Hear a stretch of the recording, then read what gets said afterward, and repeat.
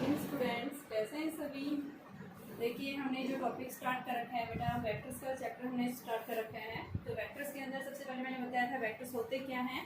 आपको वेक्टर्स मैंने बताया था दो टाइप्स के जो है, फिजिकल क्वांटिटी को दो कैटेगरीज में डिवाइड किया गया है। कौन कौन सी क्वांटिटीज है, scalar and vector. Scalars quantity हमने क्या बताया था, जिनके पास में ओनली क्या होता है, मैग्नीट्यूड होता है, कोई डायरेक्शन नहीं होती।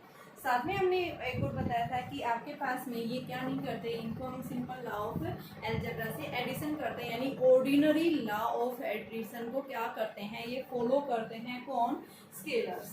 ठीक है, जैसे मैंने इसका एग्जांपल दिया था, भाई इलेक्ट्रिक करंट है। इलेक्ट्रिक करंट हम क्या बताते हैं, एक स्केलर क्वांटिटी बताते हैं, लेकिन करंट के पास में डायरेक्शन भी होती है, लेकिन फिर भी इसको हम क्या बताते हैं, एक स्केलर क्वांटिटी लेते हैं। क्यों लेते हैं, क्योंकि यहाँ पे ये क्या नहीं करता, वेक्टर लॉ ऑफ एडिशन को फॉलो नहीं करता। क्या करता है, ये सिंपल लॉ ऑफ एडिशन को फॉलो करता है। इसके पास में यहाँ पे नंबर ऑफ यानी कि इलेक्ट्रॉन्स जो प्रेजेंट होते हैं, इलेक्ट्रॉन्स के मोशन के कारण चार्ज मिलता है। तो यहाँ क्या बता रहे हैं, इलेक्ट्रॉन्स एक पर्टिकुलर डायरेक्शन में फ्लो कर रहे हैं, उनके पास में मैग्नीट्यूड भी होता है एज वेल एज डायरेक्शन भी होती है, लेकिन फिर भी इनको हम क्या बताते हैं, ये कैसी क्वांटिटी है, स्केलर क्वांटिटी है। ठीक है, क्यों लेते हैं, क्योंकि ये क्या नहीं करता, किसको फॉलो नहीं करता बेटा, वेक्टर लॉ ऑफ एडिशन को फॉलो नहीं करता। तो आप ये ध्यान रखेंगे, जब भी आप स्केलर या वेक्टर की आइडेंटिफिकेशन देख रहे हैं, तो आपको ये ध्यान रखना है कि ये वेक्टर लॉ ऑफ एडिशन को फॉलो कर रहा है या नहीं कर रहा है। जो quantity vector law of addition को फॉलो नहीं करती, उनको हम क्या कहते हैं, स्केलर। और जो वेक्टर लॉ ऑफ एडिशन को फॉलो करती हैं, उनको हम क्या कहेंगे, कैसी क्वांटिटीज हैं, वो स्केलर क्वांटिटीज है। ठीक है, तो इलेक्ट्रिक करंट हम क्या बताते हैं, कैसी क्वांटिटी, एक स्केलर है। दूसरा मैंने बताया था वेक्टर क्वांटिटीज। वेक्टर क्वांटिटीज कौन सी क्वांटिटीज होती हैं, यानी ऐसी क्वांटिटी जिनके पास में क्या रहता है, मैग्नीट्यूड भी रहता है एज वेल एज डायरेक्शन भी होती है, और साथ में ये क्या करती हैं, वेक्टर लॉ ऑफ एडिशन को फॉलो करती हैं। तो उस वजह से हम उनको क्या बोलते हैं, क्या है वो, वेक्टर्स हैं। अब हम वेक्टर्स जब भी पढ़ेंगे, तो इसके लिए हमें सबसे पहले कुछ बेसिक्स डेफिनेशंस का पता होना चाहिए। सबसे पहले हमारे पास में आता है बेटा इक्वल वेक्टर। इक्वल जैसे नाम से इंडिकेट हो रहा है कि आपके पास में दो वेक्टर्स हैं, ये मान लो ए है, ये क्या है, बी है।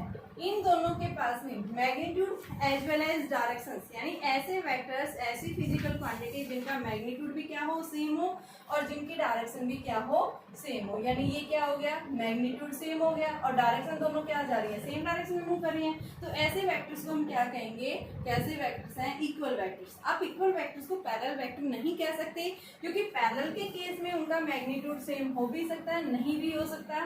तो आप याद रखेंगे, पैरेलल वेक्टर्स जब भी होंगे, पैरेलल वेक्टर्स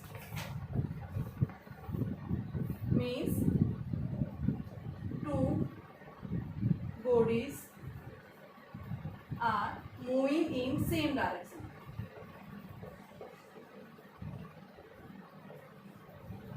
Whose magnitude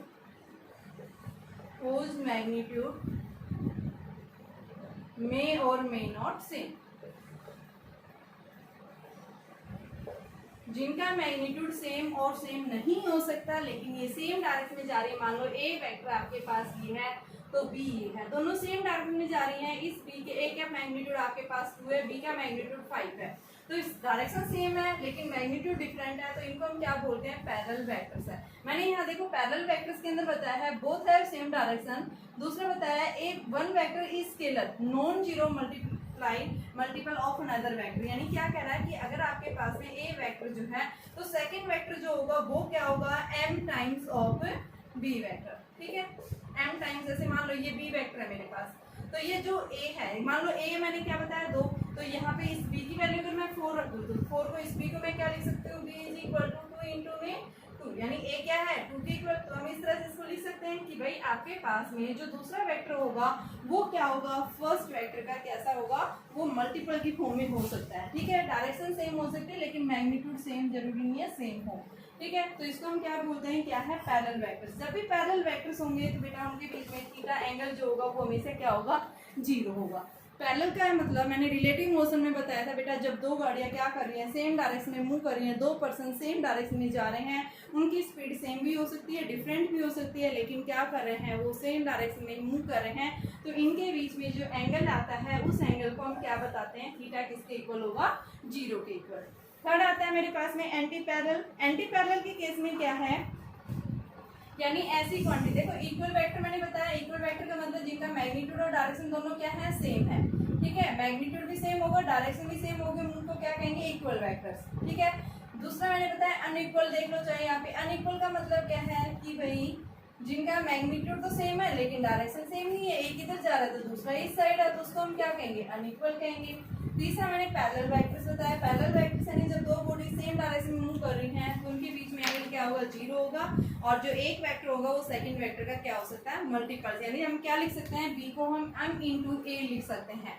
ठीक है, सेकंड देखिए एंटी पैरेलल, एंटी पैरेलल का मतलब क्या है, एक ऑब्जेक्ट आपका इधर जा रहा है, दूसरा किधर जा रहा है, ऐसे जा रहा है, ए हो गया, ये बी हो गया, इसका मैग्नीट्यूड भी जरूरी नहीं है बराबर हो नहीं भी हो। ठीक है, लेकिन अपोजिट डायरेक्शन में जाते हैं, तो जब दो वेक्टर्स अपोजिट डायरेक्शन में मूव कर रहे हैं तो उसको हम क्या कहते हैं, एंटी पैरेलल। और जब भी एंटी पैरेलल में होंगे बेटा, इनके बीच में एंगल क्या होगा, हमेशा 180 का एंगल होगा। ठीक है, नेक्स्ट हम बताते हैं कि इस वेक्टर के अंदर, यानी कि वन वेक्टर इज, अगर एक वेक्टर स्केलर फॉर्म में है तो आपके पास दूसरा वेक्टर जो आएगा, जैसे मैंने यहाँ लिखा, मान लो ये कितना था, 2 था, तो ये कितना है आपके पास में, 3 है, 6 है मान लो, तो इसको मैं क्या लिख सकती हूँ, लेकिन डायरेक्शन उल्टी होने की वजह से हम इसको ही लिख सकते हैं b is equal to m times of a, लेकिन डायरेक्शन नेगेटिव हो गई, क्यों होगा, क्योंकि डायरेक्शन उल्टी होगी। तो यहाँ पे मैं इसको जैसे एग्जांपल के तौर पे मैं इसको लिख रही हूँ, b is equal to m की वैल्यू हम 2 ले लें, और यहाँ पे हम इसको क्या लेंगे, 3, तो a की वैल्यू मैंने यहाँ 2 ले रखी है, तो इसको आप 3 बना दो m की वैल्यू, लेकिन डायरेक्शन उल्टी है तो m कैसा आ गया, या नेगेटिव आ गया। ठीक है, एंटी पैरेलल में यानी डायरेक्शन अपोजिट, लेकिन मल्टीपल्स की फॉर्म में हम इस तरह से इसको लिख सकते हैं, v बराबर में m इंटू ए। थर्ड आता है कोलिनियर वेक्टर। कोलिनियर वेक्टर्स का मतलब क्या है, जब दो वेक्टर सेम डायरेक्शन में ऐसे जा रहे हैं तो इनको हम एक स्ट्रेट लाइन से रिप्लेस कर सकते हैं, जिनका मैग्नीट्यूड इन दोनों के कंबाइंड इफेक्ट, यानी एक स्ट्रेट लाइन के अलोंग दोनों मूव कर रहे हैं, इन दोनों के कंबाइंड इफेक्ट को हम लिख सकते हैं। तो कोलिनियर का मतलब जो सेम लाइन के ऊपर मूव कर रहे हैं। जीरो वेक्टर का मतलब क्या है कि आपके पास में 0 0 एक वेक्टर है, जीरो का मतलब क्या है, जिसका मैग्नीट्यूड क्या है, zero vector means, zero vector means whose magnitude is 0 is 0 but direction is arbitrary। Arbitrary का मतलब क्या है, कोई भी डायरेक्शन, ठीक है, जिसका मैग्नीट्यूड 0 हो और डायरेक्शन कोई भी हो, कोई फिक्स नहीं होती, तो उसको हम क्या कहते हैं, क्या है, जीरो वेक्टर है। यूनिट वेक्टर देखिए, यूनिट और ऑर्थोगोनल वेक्टर्स देखिए क्या होते हैं।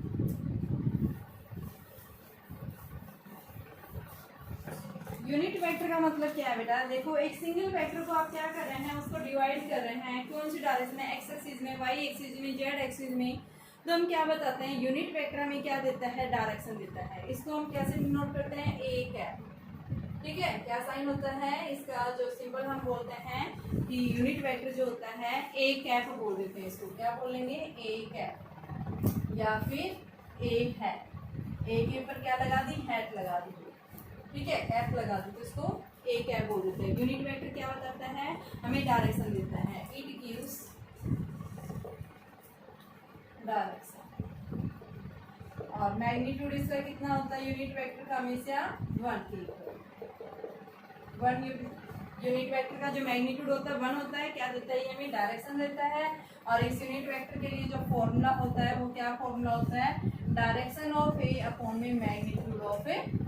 ये क्या है इसका जो है फॉर्मूला, क्या लिखेंगे, डायरेक्शन ऑफ ए अपॉन में मैग्नीट्यूड ऑफ ए, ये हम इसका फॉर्मूला लिखेंगे। ठीक है, अब हमें देखिए क्वेश्चन यहाँ से पूछा जाता है कि आप इसकी जो डायरेक्शंस जो निकालते हैं, यूनिट वेक्टर्स जो हैं वो कैसे निकालते हैं। तो देखिए बेटा, इस डायरेक्शन को निकालने के लिए हम कैसे करते हैं, जैसे मेरे पास में एक क्वेश्चन दिया हुआ है, क्या क्वेश्चन है, देखिए मैं यूनिट वेक्टर निकालना बता रही हूँ आपको कि किस तरह से हम जो है यूनिट वेक्टर निकालते हैं। ठीक है, तो देखिए क्वेश्चन क्या है, हमारे पास में जो है एक वेक्टर दिया हुआ है,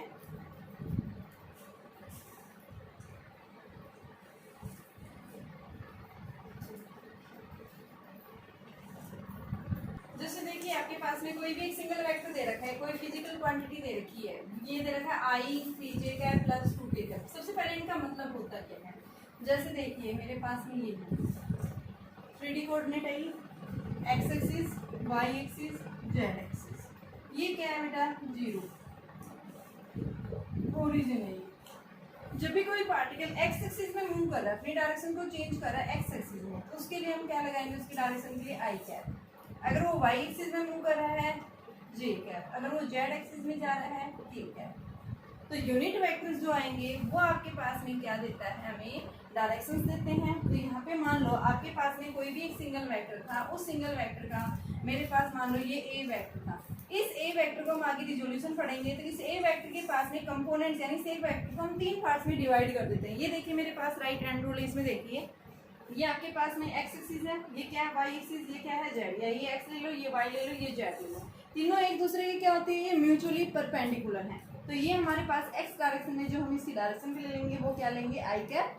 वाई एक्सिस में हम जे कैप, जेड एक्सिस में हम के कैप। आपके पास में कोई भी एक वेक्टर ऐसे लाई कर रहा है इस प्लेन के अंदर, ये वाला वेक्टर यानी इस तरह से, तो इस वेक्टर के जो कंपोनेंट्स आएंगे हमारे पास क्या होगा, इसका कंपोनेंट इधर भी मिलेगा, इधर भी मिलेगा, इस साइड, तीनों एक्सिस में मिलेंगे। तो इस ए वेक्टर को हम कैसे डिनोट कर सकते हैं, ए वेक्टर का मैंने लिख दिया एक्स एक्सिस में वही कंपोनेंट इसका ए एक्स है, और इसकी डायरेक्शन के लिए मैंने आई कैप। आई कैप का मतलब क्या, ए का जो मैग्नेटिक कंपोनेंट है वो किधर लाई कर रहा है, एक्स एक्सिस में, दूसरे का ए वाई है वाई एक्सिस में, जे कैप लगा दिया, और तीसरा जो है जेड एक्सिस में के कैप है। तो ये हमें क्या दे रहा है, यानी इस सिंगल वेक्टर को आपने क्या कर दिया है, कंपोनेंट्स की फॉर्म में लिख दिया है। तो यहाँ पे आई कैप जे कैप के कैप क्या दे रही है, हमें डायरेक्शंस बता रही हैं कि यहाँ पे ए के जो कंपोनेंट्स यानी ए वेक्टर को आपने 3 पार्ट्स में डिवाइड कर दिया, और इसके कंपोनेंट्स जो हैं वो कहाँ लाई कर रहे हैं, एक्स एक्सिस में, वाई एक्सिस में और जेड एक्सिस के अंदर। तो यहाँ पे हमारे पास इसी तरह से वैल्यू दे रखी है। यहाँ ए एक्स की वैल्यू क्या है, 1 लिख दो,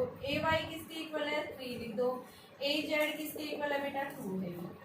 ठीक है, सबसे पहले देखिए यहाँ पे ये इसका मतलब क्या है, ये हमें डायरेक्शन है, ये क्या दे रहा है, डायरेक्शन ही है। ठीक है, इसका मतलब क्या है, एरो जहाँ पे मैं लगा देती हूँ इसका मतलब डायरेक्शन है ये। ठीक है, और नीचे क्या है, मॉडुलस। मॉडुलस का मतलब क्या है, मैग्नीट्यूड। तो मॉडुलस को हम कैसे निकालते हैं, तो मॉडुलस का फॉर्मूला देखिए सबसे पहले क्या होता है। तो जब भी हम किसी भी क्वांटिटी का मॉडुलस निकालते हैं तो उस मॉडुलस को हम क्या बोलते हैं, मॉडुलस ऑफ ए। ये फॉर्मूला होता है बेटा मॉडुलस निकालने के लिए, ए एक्स स्क्वायर प्लस में ए वाई स्क्वायर प्लस में ए जेड स्क्वायर। और ये जो मॉडुलस होता है ये हमें क्या देता है, मैग्नीट्यूड। ठीक है, इसको क्या बोलते हैं, मॉडुलस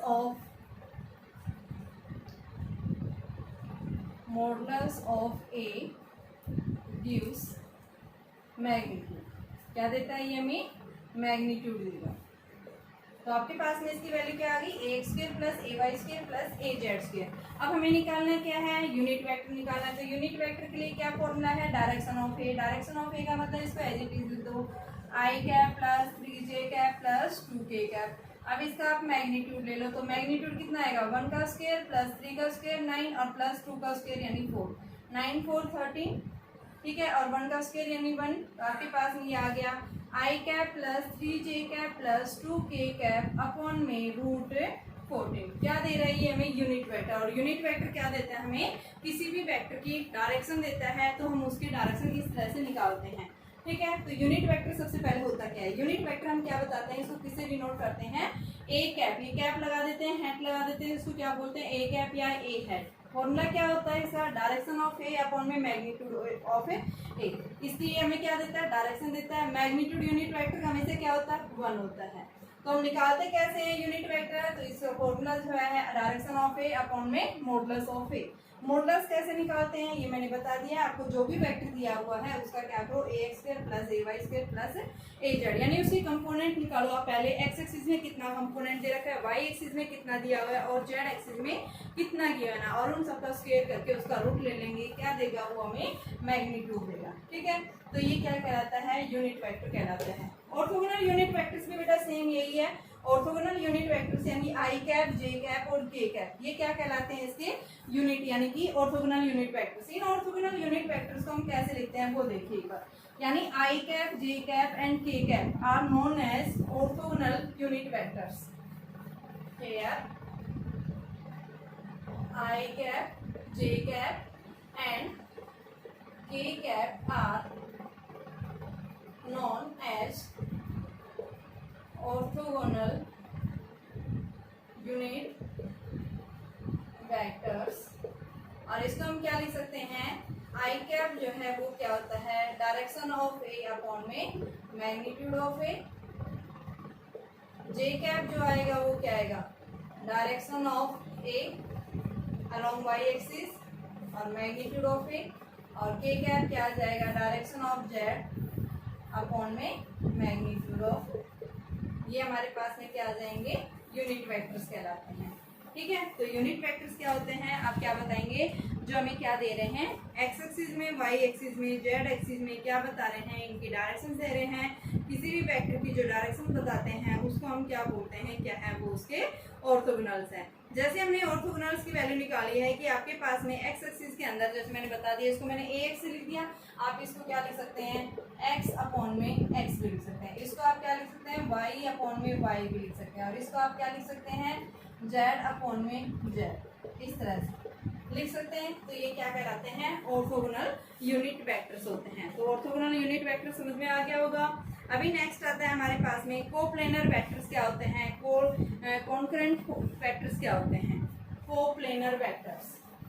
जैसे नेम से इंडिकेट हो रहा है कोप्लेनर वेक्टर्स, को का मतलब सेम, यानी एक्टिव ऐसे वेक्टर्स जो सेम प्लेन के अंदर लाई करते हैं उसको हम क्या बोलते हैं बेटा, कोप्लेनर वेक्टर्स। तो कोप्लेनर देखिए क्या होता है, कोप्लेनर वेक्टर्स,